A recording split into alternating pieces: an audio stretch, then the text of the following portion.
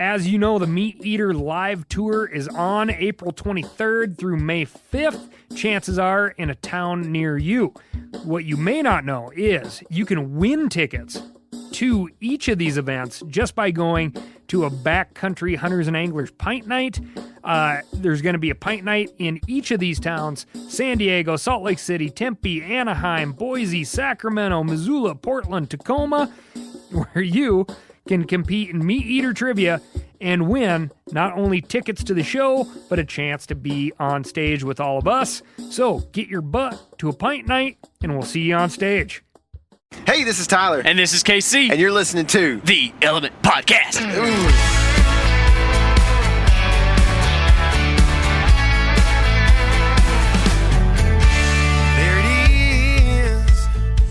What's happening, all my woods people? It's the Whitetail Weatherman here. It is finally No Shape November, KC. That's right, no shape with a P in it. Is that when you get round? Is that what you're trying to say? Get any shape you want, bro. You eat all the Oreos, all the duplex. So that's the forecast. You give me the forecast right now, aren't you? The forecast is lots of junk food in the forecast. Yeah, so. Baby. Yeah, lots of pizzas, hopefully, right? Yeah, yeah. We've got stable temps ahead and very rainy, dessert-filled days. Oh, we're on the road. Can y'all believe it? Can you fathom? Can you believe it? We're in a truck together, and there's no bench seat in here, so we're sitting apart a little bit. I wouldn't say socially distanced. I just booked a hotel, and the guy was trying to figure out how many people are staying in the room. And it's just weird, man. Why do they ask that, man? Yeah, it's a double. Just deal with it. You know, if I'm one guy who wants 2 beds, deal with it. Yeah. What if I'm 4 people that want 2 beds? I know, it doesn't matter. Am I going to pay more? And he's like, well, is it for a company? Is it for personal? I'm like, well, is it cheaper one way or the other? Because we're kind of both. And he's like, well, no, I just want to know how many people in the room. And I was like, oh, okay, it's just 2 guys. And he's probably like, okay, next question. Well, that's why we got a double, you know? If Yeah. there's 2 guys, when we had a single, that'd be real weird. That's right. It is real weird. But sometimes you have to do it. Tell y'all what, we're going to let you in a secret right now. This is top notch. This is like, whoever takes up this idea is going to make a lot of money. But Okay. the first gay hunting couple is going to make a lot of money. They will, man. Guaranteed. Guarantee it. First vegans one, too, you know, like. We're out here hunting heads of lettuce. That's right. Dadgummit, that's funny. Head hunters. Head man, hunter TV. that's it, man. That's what it takes. And we just don't quite fit the bill. No, we don't. Mm-mm. No, we definitely don't. I'm not. Bill. The bill. So, nope, just don't fit it. We're excited. I Yeah. can't say anything else, but we're just excited. Finally. It's finally, man. It's like, this is the vacation we've been waiting on all year, man. Tyler, Yeah. it's going to be a good hunt. You know why? Why's that? Because that sign right there says IGA. That's where you know there's going to be some big deer around. I think that's IGA Outdoors needs That's to be a thing. That's it. That's the gay hunting couple, right? There's a dove. It's going to be good. November has started. November is here. It doesn't feel like it, Mr. Whitetail Weatherman. 69 degrees outside. Very warm in our part of the country. But nevertheless, the deer do deer stuff during deer time. So we are going on a little deer trip. Yeah, we Right. are. We are. So we're going to talk about the plans of this whole thing here in a minute. But we are on a deer trip. We've been on a few this year. The last deer trip that the Element team got to do was in the great land of Lincoln. And let me tell you something. Jack and I, since the very beginning of October, when sitting in a tree stand together, are 2 for 2. It's pretty good. It's pretty fun. Is Jack spoiled now? He is. Dadgummit. We knew that already. We knew that, though, yeah. We knew that before he ever started filming with us. Knew that one for sure. Yeah, but it comes more apparent every day. We killed a deer in Illinois. If you listen to the last podcast, you know that, which if you're listening right now, you probably listened to the last podcast. And if you didn't, then you might be a new guy that needs to subscribe to this podcast. And we will gladly accept that and appreciate that. so we killed in Illinois, and part of this episode is to let you guys know that the footage is coming out. Let's see, if this releases when we want it to release, the footage will be coming out tonight. So that's going to be November 2nd, right? November 2nd, and what, 7 p.m.? About 7 p.m. And that's, all, if we're we're on the road, if internet complies, and I don't hit this guy riding across the road in his bike, then we will get this video up to you online on YouTube. So go check it out. There's people in the road everywhere. Golly, man. Just trying to get hit. That's not a good position to be in, sir. So anyway, it's going to be awesome. Jack, the guy that spoiled that we were telling you about, he filmed select parts of this, what he wanted to film, No, he actually got my buck in the footage. I don't know if we said that in the last podcast. I don't think we were sure at the time. Hadn't reviewed the footage, but he got my buck in the footage, in the frame before I killed him. So pretty neat finding there. And the video is going to be a little over 30 minutes long. So block you off a little time, get your popcorn. Is it up as a premiere? I was thinking about not, but we can do whatever. No, I didn't know. I didn't know. Because if it's going to be a premiere, they can go get a reminder for when it comes out, right? But if not, either way, you need to go subscribe, and then you'll get a notification. If you hit the bell. It's I don't know dumb. if you've watched YouTube, but everyone says hit the bell because we want you to hit the bell. But if you do that, then you'll actually get a notification, and you'll know when that video comes out. The good thing about YouTube is when you get notifications, it's usually not spam. It's like legit. Right. At least from us, it's a video that you probably want to watch, hopefully, if you like us and if you like deer. If you like us and deer, our YouTube channel is a good place for you. Nowadays. Now, circa about 2016, we did a lot of not seeing deer because we hunted mostly Texas public, and that's what you do there. You would have had to really like us. Yeah. That's right. In that case, you might be a hunting celebrity one day, if you know what I mean. Oh, man. The bell thing is weird because if you don't hit the bell, you may not ever see any reminders or updates that we put anything out. It's that frustrates me because I'm a YouTube fan. Like, I go and watch all kinds of stuff on YouTube when I can. And if I subscribe to a channel and come across it 3 months later, and I'm like, how come I didn't see anything from this? And then I realize I didn't hit the bell for notifications. It makes me rage. You have to actually, if you want to see those videos at the top of your feed, you have to continually be a viewer of that channel. Man, which is a weird thing because it's political. I only have so many minutes in the day to spend on YouTube, and usually it's in the shower. I get to watch a fig video every day or something, and maybe a hunt video if I'm lucky, right? So it's only 2 channels usually that I can actually watch. Do they call them figios? No, they don't. Because if you're a fig connoisseur, you're a figger. Right? Yeah, you're a figger. We talked about this before on the podcast.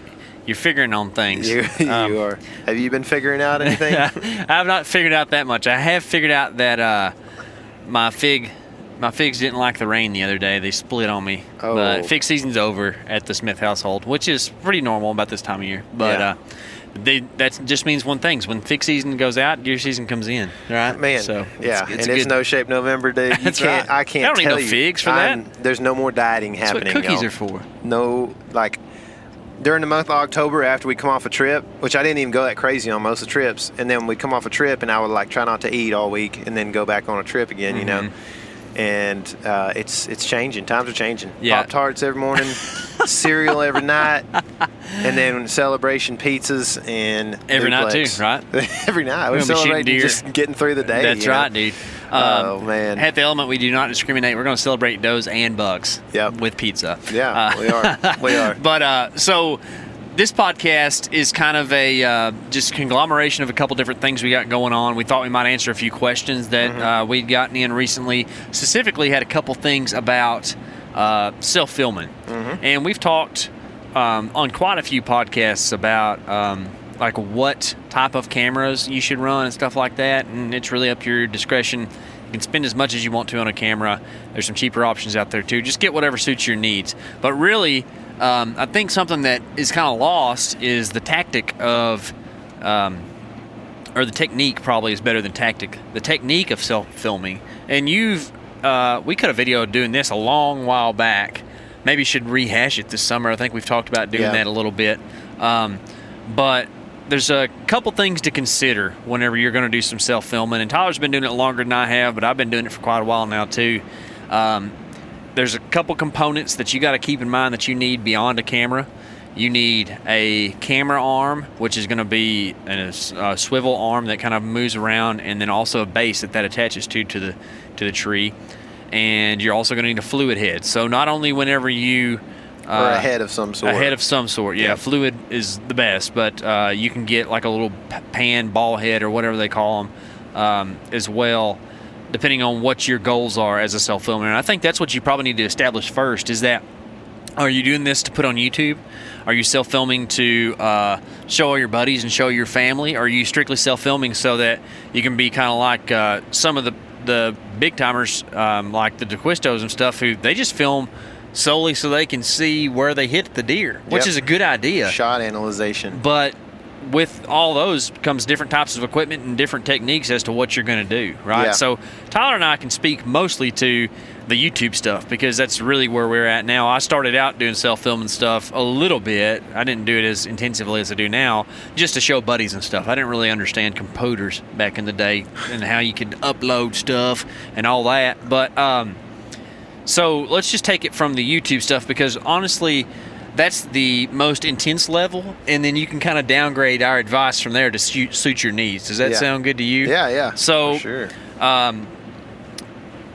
You're, like we said, you're going to need, those three things: a camera arm, a head, and a camera. And once you've got that worked out, then you go to this. You're going to need to establish how you're going to be in the tree.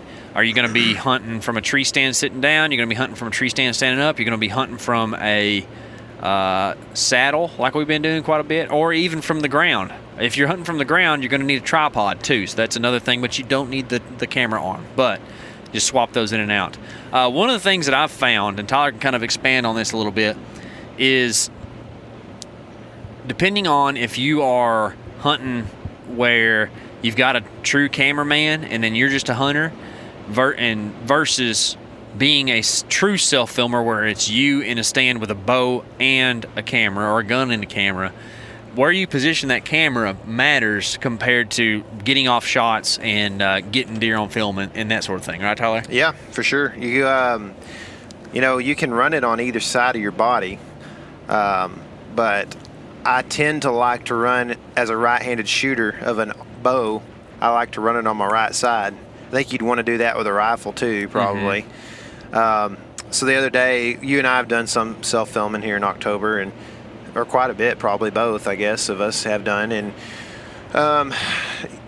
sometimes your tree doesn't allow you to put it on your right side, so you got to put it on your left. And I ended up, we released this video very recently of me at my house, had a big boar hog come in, and he started kind of going left on me, and I had my camera arm on my left, so I had to basically use my bow arm, my left arm, to move that camera and frame him up a little better. So I was kind of working at full draw, working the arm or the head. So you can do that if you have to set up on that side. But preferably, you want your release hand to be the one that controls the camera, the fluid head, the buttons, all of that. So as far as setting it up goes, usually to whatever side your dominant hand is, and then a lot of times you're going to want to put it probably about waist high, because the arm is going to come up a little bit above the bracket, the shoulder mount that goes against the tree, and then the camera is going to be up a little higher than that. And so it'll all work out to where, if you got your arm bent at a 90, say, and you're ready to clip on, you also can just reach over and move the camera a little bit, and it's right there pretty much just right above your waist, kind of. And then it also gives you a good view when you're looking on the screen and you got your camera pointed downward. You can still, it's not too high up by your head where you can't see the screen anymore because the camera's tilted down looking at the animal. So, and also it provides for the least amount of movement. Yep. Whenever you're like, you got an animal in close, right? I mean, the thing with self-filming that you need to realize is that it is tougher to kill stuff when you got a camera with you, if you're committed to getting stuff on film. Like, straight up, you're gonna spook a couple animals that you should have killed because you're trying to film them, or have something go bad because of it. But if you keep that thing around your waist right there, that's like, most of the time a relaxed position for a hunter is kind of with your hands kind of at your waist on your thighs, right? Like that's kind of where people usually stand or sit. So you can just reach up and move with your wrists and do pretty much everything you need to do.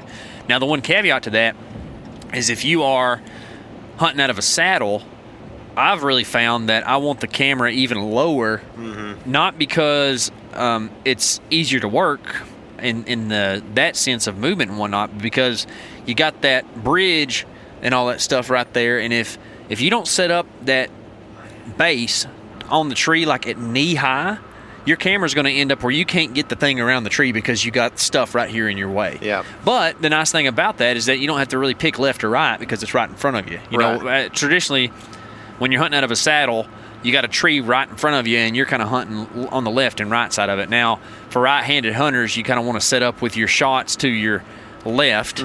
So you got to kind of keep that in mind whenever you're setting up your camera. What I've found is I like to have the base maybe just a bit to the right.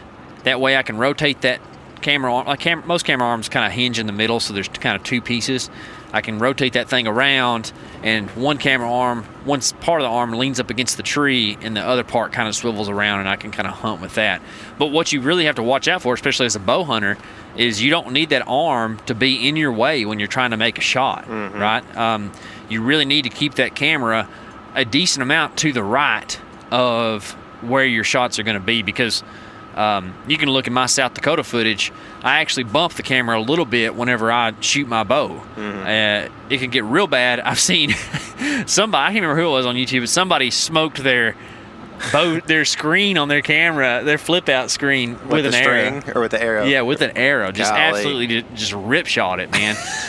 And that's a sad day right there, because you done missed your buck and you shot your camera. It's a bad deal. A bad deal right there. Go, man. Yeah. So that's kind of my take on like where to position the camera and stuff like that. You got anything more on the positioning stuff? No, I don't think so, really. I mean, as far as this kind of goes a little bit in the same vein, but you want to, you've got dials on most camera arms in one way or another, or most camera heads, fluid heads or pan heads that you would buy, that allow the camera to move more or less freely. And so as a self-filmer, you're going to want to make sure that those dials, especially and mainly, and almost 100%, you want just the pan, the left and right, to be able to move fairly freely. You want to keep it to where it's going to stay if you have to move it left or something, and it's not going to go, tilting back down to straight or whatever. And this is part, you also got to make sure that you're level, when you balance it. Leveling it out makes a big difference on controlling all that stuff too. You also, and when I'm trying to get to is that you don't want your tilt to have a whole lot of play in it at all. Like, you want to have to move that pretty hard, because if you don't, your camera will end up falling down. If you guys go and watch in the season playlist last year, you can see the Iowa buck that I killed.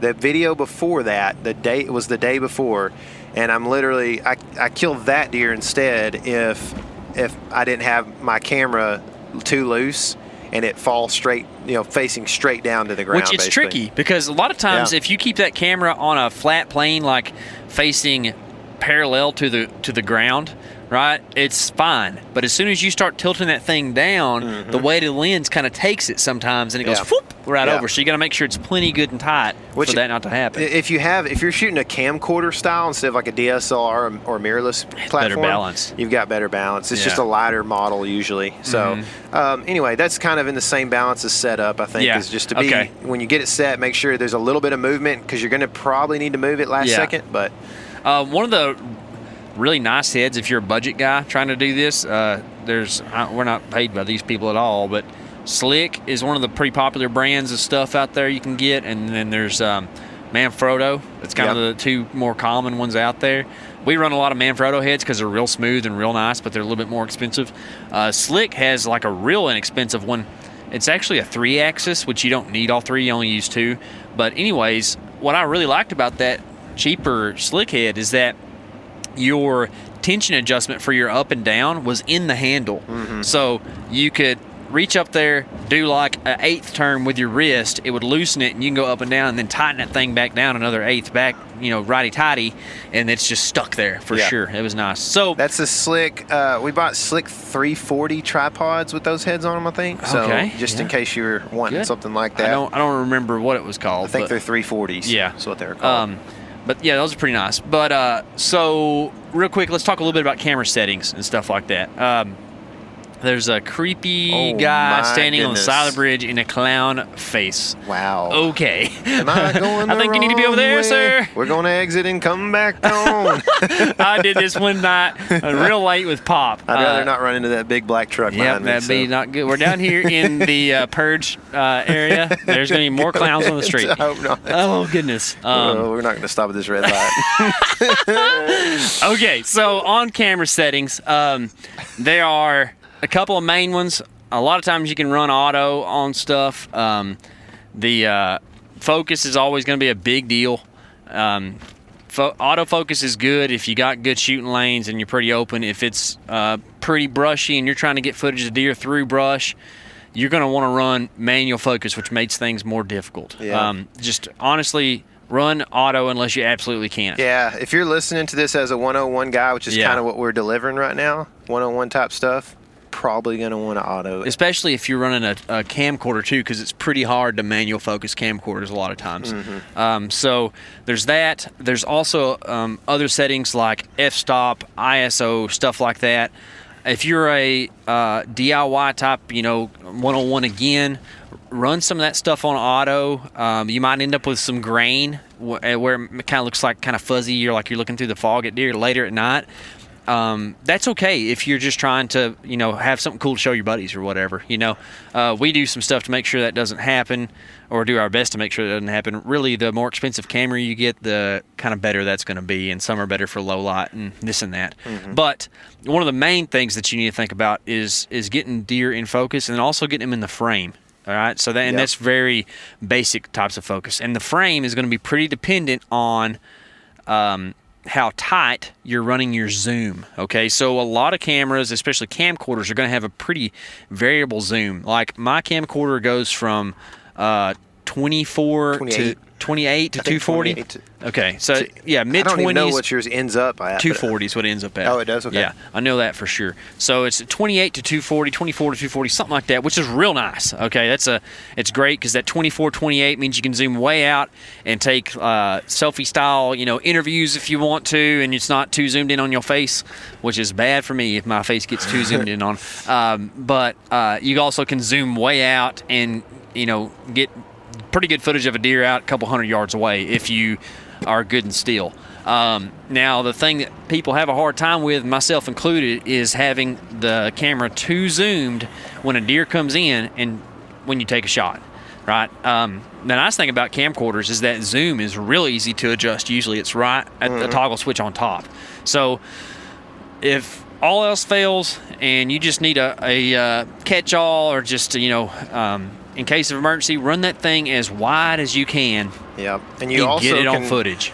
You can run that. A lot of cameras these days, even very inexpensive ones, are going to have a 4K option. Yeah. If you run 4K and you're pretty wide, and as long as that deer is in the frame, you can crop down to it and still have pretty decent quality. Yeah. So you run that thing in 4K, and in your post-production, whatever you use, a lot of people are going to be using iMovie or something like that, which is one of my least favorite programs. But it is free, and if you have that and you're working with it, then you can essentially crop in closer, so you can analyze shots. Which means zoom in on the computer. Zoom in on the computer, pretty much, and so you can see your shot, or just have a better footage for whatever purpose you're wanting.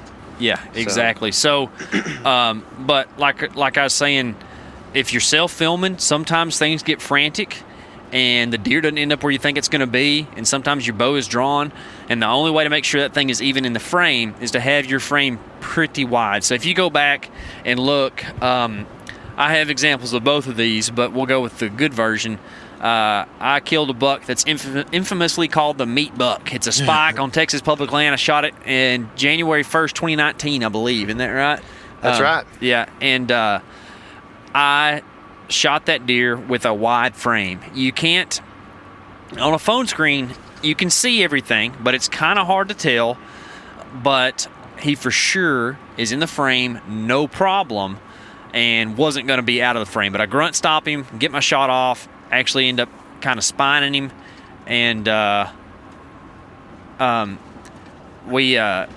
end up, he dies right there in the frame. It's kind of crazy. But anyways, if I'd have been zoomed in too far, that deer would have walked out of the frame, and I would have shot the deer out of the frame, which is fine if you have a cameraman. He can move the camera, but sometimes when you're at full draw, that ain't gonna happen, right? You just got to take your shot. So keep that in mind. Now, if you do have a camera guy, it's okay to get a little bit tighter, because if you're filming your buddy or whatever, you can move the camera around, do whatever you want to, but get it, and you can experiment with this stuff whenever you're sitting there in a tree stand. Like, okay, well, what's tight enough that I know will get my whole shooting lane, but it's not so wide that, like, I'm just looking at trees and maybe there'll be a brown dot in it, right? Yep. And if you get that done, then you're sure to at least be able to see your deer and see where you shot it. Yep. I'd say, try it, get in there early, get things set up, work with your shots, kind of envision your shots a little bit, and then just think about,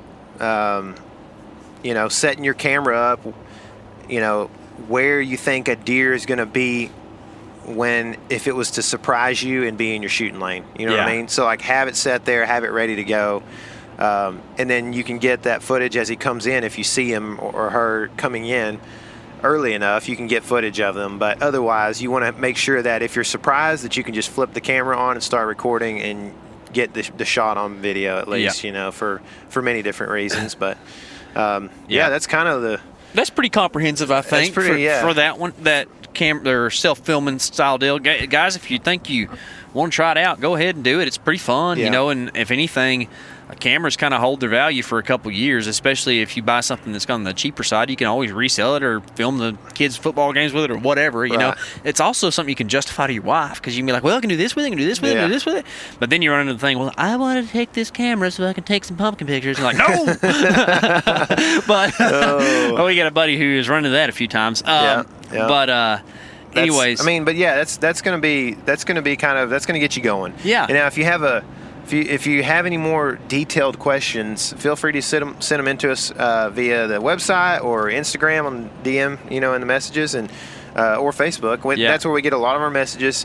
Send us some of that stuff, but be detailed, because some of the questions we've been getting in regards to this self-filming and editing are almost along the lines of, like, how do you edit a video? And it's like, man, it's a vague question. I need a little more details of what you're wanting to do or what you're thinking, or if you're asking me, like, what program do you use? I don't know if that's what you're saying. So just make sure that you're detailed. If you got a question, we'll try to answer it. We may answer it on the podcast. We may answer it in the inbox, but either way. We got another question the other day that has nothing to do with cameras. It's going to lead us into what we're doing right now. All right. You ready? Yeah. We had a guy who's been a long-time follower. He sent us a message and said, hey, on my private stuff, the deer aren't hitting the golden nuggets right now very much at all. And on public, I cannot figure out what they're eating. What are deer eating in late October, early November in Texas on public land? What a great question, sir. So one of the issues that you're going to run into if you do much public land hunting in Texas is realize that we don't have, like, pretty much crops anywhere near public land that deer care to be in. There's a lot of coastal Bermuda, a lot of junk like that, hay grazer, silage, stuff like that just deer don't use to the extent of eating it, right? So the big one everybody talks about is acorns. This year we're not having a great acorn year. If you can find some good acorns, it might be pretty good. But quite honestly, it's for a small amount of deer season are there actually acorns on the ground that deer will eat. So you got to figure out something else. I'm not the greatest at this, but I can list off a couple. I'm sure Tyler can too, of stuff to look for. For me, honeysuckle thickets and briar thickets are going to be two things that deer are going to frequent often and have food there that they can eat, browse style, and in fact all year long. I think that I know everybody likes to harp on Japanese honeysuckle as a invasive, and it is, and it can take over areas, but deer eat the tar out of it, man. Hammer time, dude. Dude, they freaking love it, and it's a thing that they'll eat all winter long because it stays green all winter long, and there's green leaves there. Same thing with the greenbrier. It gets a little bit harder in the wintertime, but there's still green leaves, and then as soon as those little green shoots start coming out, man, they hammer it down too. What are some thoughts for you about my first deer one browse? is pumpkin patches. Pumpkin patches. There's a few of those around. Actually, there's signs there. You can hunt pumpkin patches in the off hours or after Halloween. Pretty much. Actually, you laid a pumpkin underneath your feeder 2 years ago, and nothing touched it. Nothing. Not a bird. Not a raccoon. Nothing. Nothing. So, my thoughts are privet. Yeah. I know the infamous meat buck that you're talking about. He was full of those privet berries. Guys, if you don't know what that is, it's Chinese privet. It's an invasive as well. Look it up. China's, man. I know, dude. China's. Well, that other one's a Japanese. Oh. Japanese honeysuckle, Chinese privet, racist, China virus. So look it up. It's like a little green shrub or whatever. But go ahead. Yeah, no. There's also a Korean barbecue honeysuckle as well too. The Chinese privet. I'll just call it privet because I don't want to sound too much like Trump. Yeah. Because we're not sure at this point if he's going to be our president or not. But that's definitely one. Man, as far as other food sources on public go, I think you're going to start seeing some cold season grasses that are going to come up in different areas, man, that may get like mowed or for some reason, they're dying maybe, even, but like in like a CRP habitat, you're not going to see this as much, but some maybe, but like places that have been trampled down or certain grasses that have been dead for a while, you're going to start seeing like some ryegrasses and stuff come up that are green and tasty little shoots, and I think if you can find that, that's something else. I wasn't really ready for this question, so those are my best two ideas. Those are good. I could probably come up with a couple more, and I feel bad that I'm not giving you everything. We'll right go now. with the best of the element ones, and that's going to transition us into what we're fixing to do right now. Yeah. So the element standby is the good old persimmon. The persimmon. Yeah. The American persimmon. Mm-hmm. Sims, as we like to call them. Old Sims. Sims.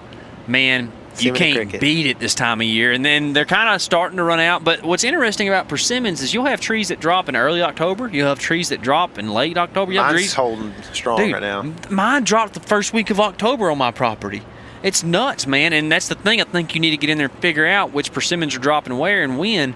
One of the things that you got to consider too, and this is a good thing, is that deer will eat persimmons when we can't touch them because they don't perceive tannins like we do. So whenever you take a bite of a persimmon and it's not real soft and gooey and it draws your mouth up, that doesn't really bother deer as much. Mm-hmm. Now, they don't eat them when they're green that much, but once they start turning orange, if a persimmon falls on the ground, a deer will eat it. Yeah. So, guys, get out there and find you some persimmons because, dadgummit, if it's not deer candy. We actually pulled a trail camera on public land the other day in Texas and had some pretty nice shooters that were hitting persimmons middle of the night and early morning, but it gives you an idea about how to follow them to and from, where they might be bedding or spending their daytime, or just know that as the season pushes on later, they'll be more and more daylight active, and you can go from there. So, Tyler, right now, we actually are going to put some of that into practice. Yeah, for sure. Yeah, so this is something we've wanted to do for some time now,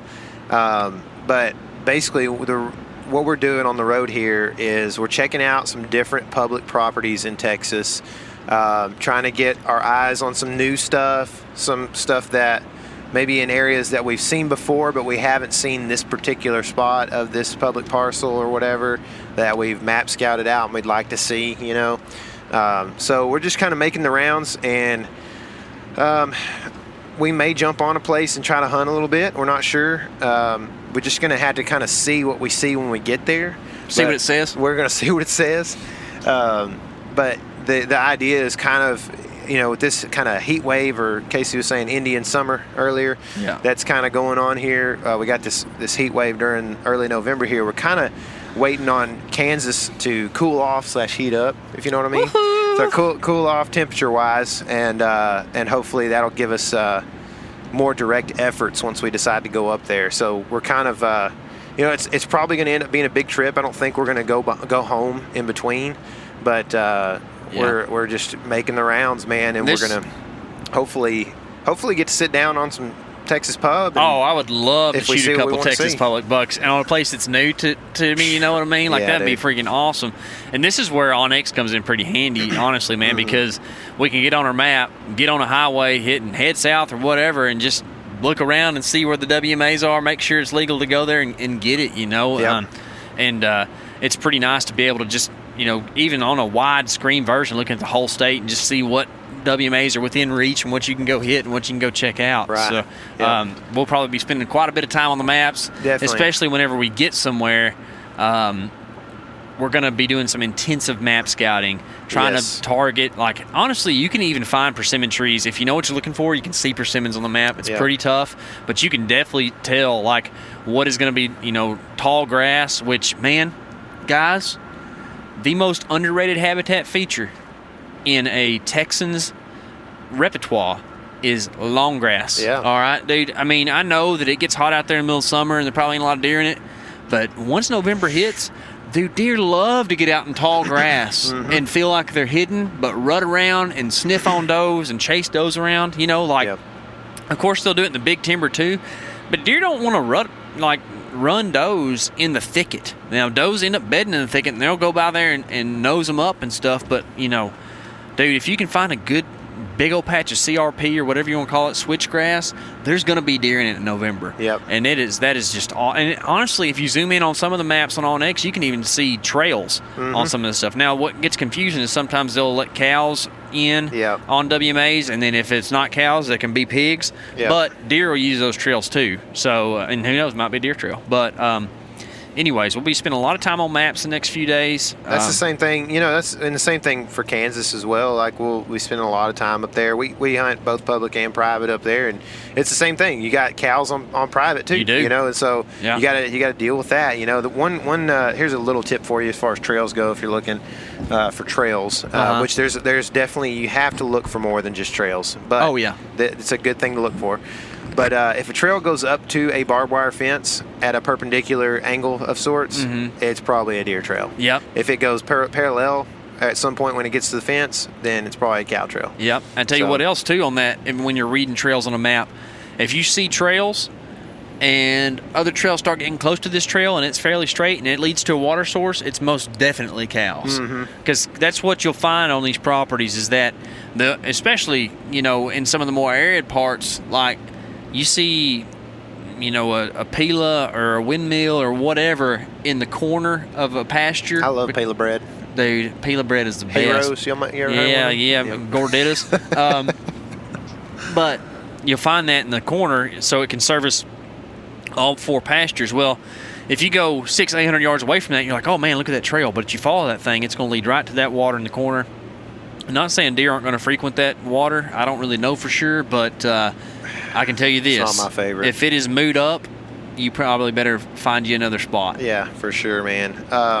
Speaking of gorditas, man, I need to go get while we're down here, I need to get some Mexican food. You know what I mean? So anyway, back to the stuff. The plan is to do that. Maybe go to Kansas at some point. We're definitely gonna be in Kansas in the next week or so. Up in there. And then probably, I don't know. We're flying by the seat of our pants right now. We got one thing in mind, and after tomorrow, things can change. You know what I mean? So we don't really know for sure, but we are excited. And once we get to Kansas, we're going to be doing a lot of stuff, a lot of hopping around, a lot of truck driving, which we usually do. We've talked about before, but in flatter country, plain states and stuff, we spend a lot of time in the truck trying to get a look at different. That's the thing, is even with the topography on the lines, on X, you're still gonna struggle in some of these places that aren't super hilly. to understand, can you actually see very far into that property from the road? And that's a big thing, is road seclusion on these properties. So absolutely. If we've got, we put 1,000 pounds of corn in one spot. So we've got that as an option. Actually, more than that. Well, yeah, we put 1,250 at this point altogether. So hopefully it's still holding in there. But definitely, I got to pull a trail camera in there and saw that there was at least one shooter in there. So that's a possibility of a place we're going to sit soon. And then we're always looking for new stuff up there, just because, if you live the permission game, you know that things come and go. You know? Yeah. So we got to be on that. What's freaking cool about this time of year, and actually, guys, we just got off I'll give a little plug for old buddy Jake Hofer here. So our friends at Exodus, they run a really cool podcast called Trail Cam Radio, and we got off the phone with Jake earlier, and we're going to have an episode collabing with them. He called us the greatest hunters on earth, He did, I think so. Yeah, I'm pretty sure that's what he said. So what is that? That's on Tuesday. I guess that'll be November 3rd that'll come out. So go check out Trail Cam Radio, listen to our episode over there, in case you just aren't completely tired of us rambling here. We did over there quite a bit too. Lots of laughs, though, man, and actually some really good deep dive conversation. Yeah, they're good questions, man. Dude, Jake's the man, dude. Jake's a freaking killer. He's going to kill a giant buck this week, and we're going to get him on for a big buck breakdown. I just know it. It's just going to be, we're just going to turn this into a joint podcast. Yeah. What I was saying on that was that one of the things we talked about with Jake is that this time of year is magic, man. Do not get discouraged if you don't have bucks showing up yet at your place or whatever, because in no time, it can go from zero to hero, man. Like a giant can show up out of nowhere, and you got to be in the stand ready for it to happen. Yeah. So do not despair, my friends. When you said "do not be discouraged," I thought you were talking about quoting some Joshua scripture. I was, dude. Were you? Yeah, but I didn't want to go too Joel, so I was like, Yeah, I hear you. I hear you. No, just open your wallet and never mind. I can't do it. Yeah. Don't open that Bible. Yeah, that's right. But anyways, man, November's here, and we are hype. If you can't tell by the giggles that we had so far on this podcast, Tyler and I are just driving around, looking at deer country, just being little girls. Gonna be girls whenever it gets cold, because it's gonna be, Actually, everybody's like, kind of a warm front. I'm like, dude, that's what I'm talking about. You ain't lying, man. If I can shoot a deer and then drag him out in a short sleeve shirt, man, I am all about it. Yeah. Now, I don't want to hunt when it's 90, but hunting when it's 55 ain't the worst. No. Ain't the worst. Man, I can't drive 55. You know what I mean? I know what you're saying. So I guess as we wrap this thing up, I just kind of give a call to action one more time, man. Thank you guys for the support you've had for us this year. Tell your friends to subscribe to us. That's a big, big thing for us. We're almost at 10,000 subs on YouTube, man. We're getting close. Oh, we'd love to get there. We would love to get there soon, before the rut even starts. Is it the rut yet? I don't know. I have not seen a buck chasing since we've been on the road, so maybe not. Me neither. So go watch that video tonight or whenever you're listening to this thing. Yeah, it's around 7 p.m. on November 2nd. So if it's after that, it's already up. If not, go subscribe and be ready to watch. Yeah, hit the bell for notifications. And like I said, you guys being grassroots believers in what we do is big time to us, man. It means so much that you support us, because we're getting to the point where this thing is a pretty serious deal for us. It's a lifestyle, and it's lifeblood, man. It's something that we have been so passionate about since 2016 when we started filming and doing this thing. And just the opportunity to be able to get out on the road and do this means so much, man. I can't tell y'all how much fun I've had this year already, and it's because of you guys, and we appreciate that so much. So tell your friends that something cool is going on over here. They need to subscribe. See a little different angle than what you see on other places in YouTube, maybe, and hopefully it's something that's good. So anyway, we appreciate that, and remember, this is your element. Living it.